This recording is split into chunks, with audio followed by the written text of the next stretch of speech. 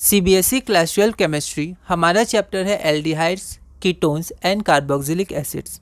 अगला क्वेश्चन है question number 51, complete the following reaction. यहाँ पर आपका दो पार्ट है। यह क्वेश्चन दिल्ली 2013 में 2 मार्क्स का पूछा गया था। तो आपके पास दो रिएक्शन है, एक बार आप रिएक्शन को देखिए, एक बार इसको ट्राई करिए, उसके बाद हम इसे सॉल्व करते हैं। तो यहाँ पर जो पहला रिएक्शन है ये कैनिज़ेरो रिएक्शन है। यहाँ पर अल्फा हाइड्रोजन नहीं है और कॉन्क एल्कली KOH के संग रिएक्ट हो रहा है, तो एक मिथेनॉल बन जाएगा, एक आपके पास पोटेशियम का सॉल्ट बन जाएगा। अगला हमारे पास क्या है, तो अगला इलेक्ट्रोफिलिक सब्स्टिट्यूशन रिएक्शन है, ये हम लोग बाद में देखेंगे। ठीक है, इसमें क्या होता है ये हमने पहले भी देखा है। वैसे इसमें क्या होता है, आपका NO2 जुड़ जाता है, तो यहाँ पर मेटा पोजिशन पर जुड़ेगा क्योंकि ये -M इफेक्ट शो करता है CHO। ठीक है, इसलिए जो आपका सब्स्टिट्यूशन होगा वो मेटा पोजीशन में होगा। बाकी जैसे ईथर था, एनिजोल था या फिर फिनॉल था, तो वो सब +R शो करते थे, तो ऑर्थो पैरा में होता था, यहाँ मेटा पे हो जाएगा। ठीक है, ये बाद में हम लोग देखेंगे। वैसे यही है, हम लोग यही रिएक्शन देखेंगे उसमें। ठीक है, अगला क्वेश्चन है हमारा question number 52, what happens when, पहला, propanone is treated with CH3 MgBr and then hydrolysed. दूसरा, ethanol is treated with excess ethanol and acid.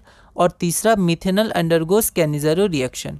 यह क्वेश्चन CBSE 2021-22 में 3 मार्क्स का पूछा गया था। 3 पार्ट है, एक बार आप इसे ट्राई करिए, फिर हम लोग आगे बढ़ते हैं।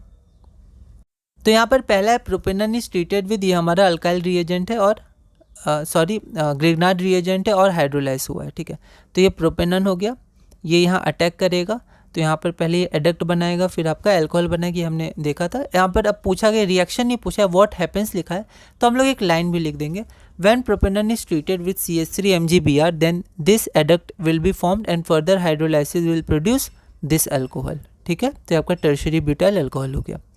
सेकेंड में क्या था कि इथेनॉल ट्रीट हुआ है एक्सेस ऑफ इथेनॉल। एक्सेस क्यों, तो यहाँ देखिए, सबसे पहले तो इथेनॉल है। ठीक है, तो यहाँ पर इथेनॉल का excess of ethanol, excess of ethanol और एसिड भी है, तो पहले एसिड से यहाँ पर प्रोटोनेशन होगा। ठीक है, फिर जब ये प्रोटोनेशन होगा तो यहाँ पर ऑक्सीजन क्या है, पॉजिटिव चार्ज है। ठीक है, तो यहाँ पर ये बॉन्ड ब्रेक होगा। ठीक है, ताकि ऑक्सीजन आपका न्यूट्रल हो सके। तो ब्रेक कौन करेगा, तो ये न्यूक्लियोफाइल करेगा, क्योंकि ये जो आपका है वो इलेक्ट्रोफिलिक सेंटर हो जाएगा। इलेक्ट्रॉन पॉजिटिव है तो इलेक्ट्रॉन अपनी तरफ लेगा, क्योंकि इलेक्ट्रोनेगेटिव पे पॉजिटिव चार्ज स्टेबल नहीं होता है, तो ये न्यूक्लियोफाइल इस इलेक्ट्रोफिलिक कार्बन पे अटैक करेगा। ठीक है, फिर यहाँ पर हमारा फॉर्मेशन होगा, तो ये जब अटैक करेगा तो ये H होगा, तो वो क्या होगा, आपका प्लस चार्ज जब ये बनाएगा अटैक करने के बाद, तो फिर डीप्रोटोनेशन होगा, तो वहाँ पर -H मैंने लिख दिया, तो आपका ये फॉर्म होगा, यहाँ पर एक ईथर, इथॉक्सी मॉलिक्यूल आ गया। ठीक है, अब लिखा है एक्सेस में, तो यहाँ पर ये जो OH है फिर से इसमें सब्स्टिट्यूशन होगा। कैसे, तो फिर से एसिड था तो इसका प्रोटोनेशन होगा, फिर ये बॉन्ड आपका वीक होगा और कार्बन इलेक्ट्रोफिलिक सेंटर होगा, तो फिर आपका एक और मॉलिक्यूल आ जाएगा, क्योंकि एक्सेस में इथेनॉल है, फिर यहाँ अटैक करेगा, फिर ये वाला जो अल्कोहल ग्रुप था वो भी आपका इथॉक्सी से रिप्लेस हो जाएगा, तो आपको जो फाइनल प्रोडक्ट बनेगा वो आपका ये बन जाएगा।